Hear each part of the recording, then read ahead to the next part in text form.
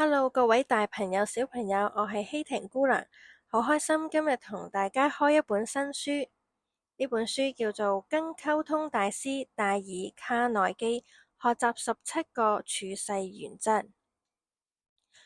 呢本書呢，好啱大朋友同埋小朋友一齊聽㗎。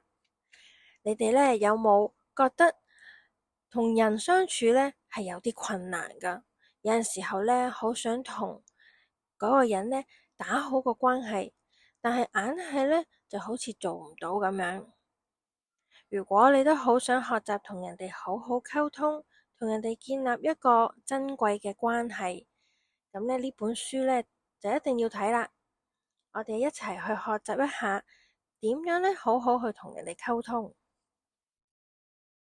咁今日呢，我哋就會講下戴爾·卡內基嘅人際關係嘅3個基本原則嘅第一個原則，就係不批判。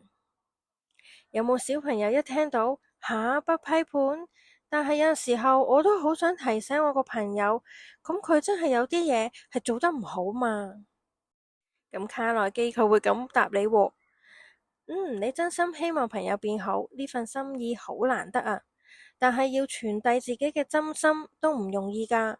有陣時候可能因為咁被朋友誤會，你想教訓佢。當你見到朋友需要改善嘅地方，可以先審視下自己，諗下自己係咪都需要改進呢？因為改變自己遠比改變其他人更讓你受益，並且所受嘅風險係更加少。不如我哋落嚟就去睇下2個情景。大朋友同小朋友可以一路聽嘅時候，一路玩呢個角色扮演。試下如果你都係喺呢個情景入邊嘅小朋友，你呢會點樣做呢？或者你又會感受到啲咩感受呢？情景1，喺體育堂上面，同學們分組進行閃避球比賽。比賽入邊，因為敏希嘅失誤，俾對方搶咗個波啊！以下呢係進2個選擇。選擇1，佢咁講：敏希啊，最衰都係你啦，我哋嗰隊先會輸咗個比賽啊！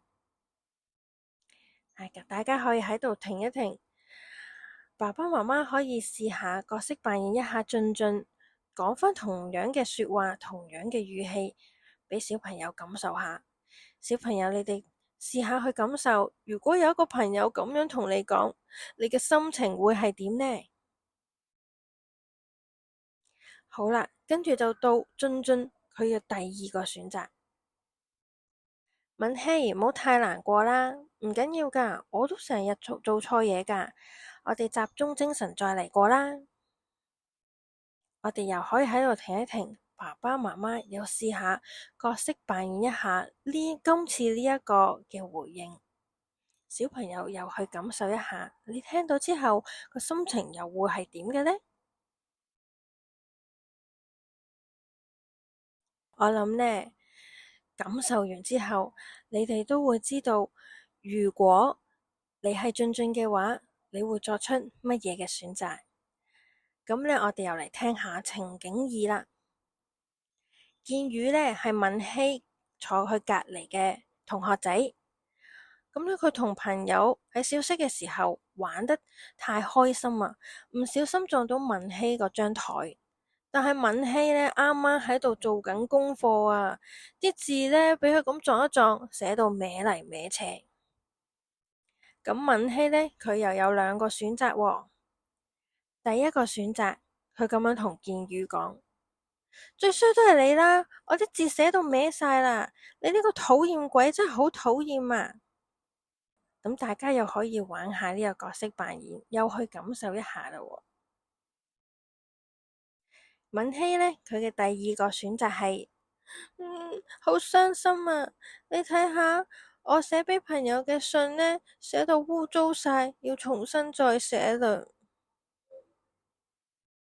好，你哋又可以試下呢個角色扮演，又去感受一下呢一個回應會帶俾你乜嘢心情呢？好啦，我哋玩完呢一個互動遊戲。咁大家呢都好清楚知道你嘅選擇係乜嘢啦。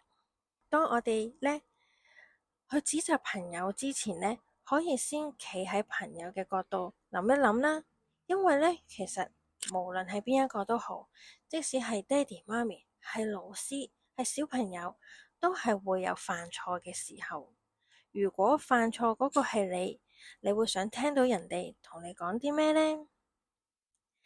而當朋友受到指責，即係俾你指責或者俾你批評嘅時候，其實呢，佢哋嘅反應呢，多數呢都係會想反擊嘅，咁只會令個情況越嚟越差啦。佢哋呢都唔會想呢同你道歉啦。咁喺呢種情況呢，我哋不如喺怪責朋友之前，可以呢學下先傳達自己嘅心情。咁你可能會問，咁點樣傳達自己嘅心情啊？我已經好嬲啦喎。嗱，卡內基呢就教你一種說話嘅句式，呢個句式呢，就係用我嚟開展說話，就唔好用你字開始喎，因為用你字開始嘅說話呢，好容易呢就會變成批評人哋。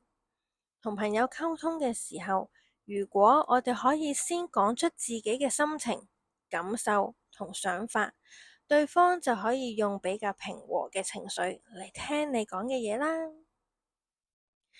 我哋可以感受下，用你開展嘅說話會係點呢？譬如話，都係你嘅錯啦，你真係好蠢噶，你真係好衰啊，你好惡咯。如果用我開展嘅說話呢，會係咁嘅。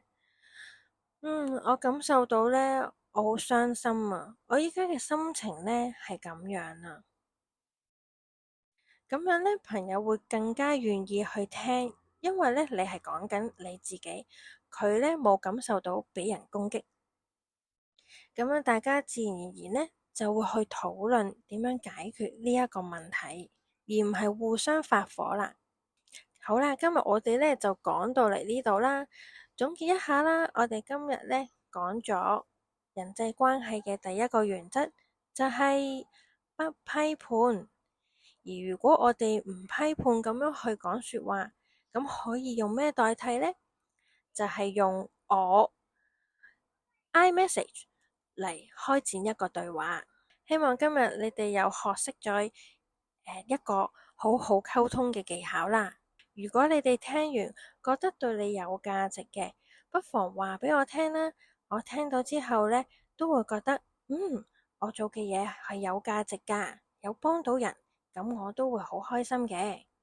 好，咁啊預告一下，我哋下一次呢就會講人際關係基本原則2，就係真心嘅認同同稱讚。